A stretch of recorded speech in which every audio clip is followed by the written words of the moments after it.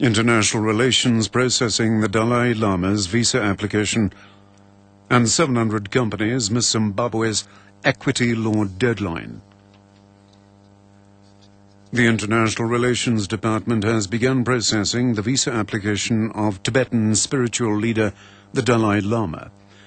This follows a statement by the Desmond Tutu Peace Center that numerous attempts to get a response from government regarding a visa have been unsuccessful. Archbishop Desmond Tutu has invited the Dalai Lama to his 80th birthday celebrations in Cape Town on the 7th of next month. Spokesperson for the department, Clayson Monyela, says all outstanding documents have now been submitted. All of the outstanding documents have now been submitted. This was done on the 20th of September, which is 6 days ago. Now that we have a complete application, it will be subjected to the normal visa application process, the outcome of which will be communicated to the applicant. Political analysts say the decision by DA spokesperson Lindiwe Mazibuko to challenge Athol Trollip for the position of party parliamentary leader indicates that the DA aims to strengthen its position among all South Africans. 31-year-old Mazibuko says she will not only want to help increase black support for the party, but also use her young age to attract a similar generation of voters. Political analyst Prince Mashele. The fact that Mazibuko is black will be a plus on her part, given the fact that the DA has been struggling to grow, particularly in black constituencies. So I think that the question of her age and race will conspire to favor Mazibuko as compared to Trollip. Police have valued the 30 tons of platinum concentrate which was recovered at a refinery in Babelegi outside Pretoria today at 50 million rand. Hawk spokesperson Macintosh Polela says 6 people have so far been arrested. He says the refined platinum was due to be sent to Europe.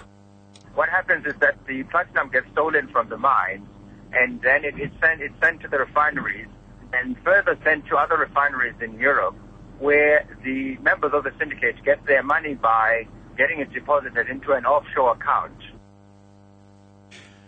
3 people have died and 6 more were seriously injured in an accident between a truck and a minibus on the M7 in Pinetown.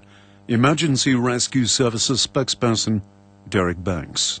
The final death toll that we have been given is 3, which is 2 adults and a baby aged between 0 months and 6 months of age.